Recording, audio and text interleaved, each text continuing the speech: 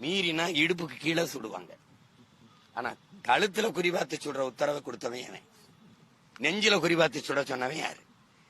மனு கொடுக்க வந்த மக்கள் கலவரம் தான் செய்வான்னு முன்கூட்டி அப்படி கணிச்சா. இதுக்கெல்லாம் பதில் இருக்கணும்ல. யாரு சொல்லுவா?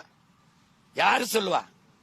சரி, அதுக்கு ஐயா ஸ்டாலின் அவர்கள் எடுத்த நடவடிக்கை என்ன தெரியுமா? துப்பாக்கியுள்ள ஈடுபட்ட அத்தனை அதிகாரிகளுக்கும் பதவி உயர்வும் பணியிடம் மாற்றமும் செஞ்சதுதான். இந்த கொடநாட்டில் 5 பேர் செத்துருக்கான். அவன் யாரு? ஆப்பிரிக்கால இருந்து வந்தானா? எவனா இருந்தாலும் மானோட உயிர் தானே. கொண்டிருக்கான். யாரு கொண்டான்? ஒரு முன்னாள் முதலமைச்சர் வீட்டுல கொலை நடந்திருக்க. எதுக்காக கொண்டிருக்கான்? ஏன் ஒருத்தருமே பேச மாட்டேங்கிறீங்க? அந்த சாவு சகித்துக் கொள்ளக்கூடியதா? ஆந்திர காட்டுக்களை எங்களை நாயுடு அவர்கள் சந்திரபாபு நாயுடு சுட்டு போட்டார்ல, மரக்கட்டையை வெட்ட வந்தோம்னு. திருட்டு பட்டம் கட்டி கொன்னாரு எங்களை. அதுக்கு யாராவது நிவாரணம் கொடுத்தீங்களா? இல்ல கண்டிச்சலா? உண்மை கண்டறியும். உண்மையில மரக்கட்டை தான் வெட்ட வந்தானா? ஏதாவது விசாரிச்சீங்களா? அது அதிகாரங்களின் பிழை, அது அதிகாரங்களின் தவறு.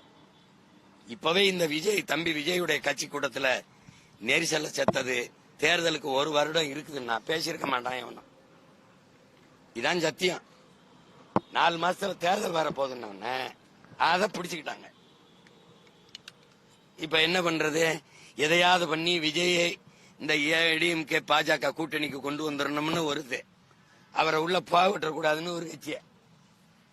வேற இதான அரசியல் இப்ப ஓடிட்டு இருக்கு 10 நாளா.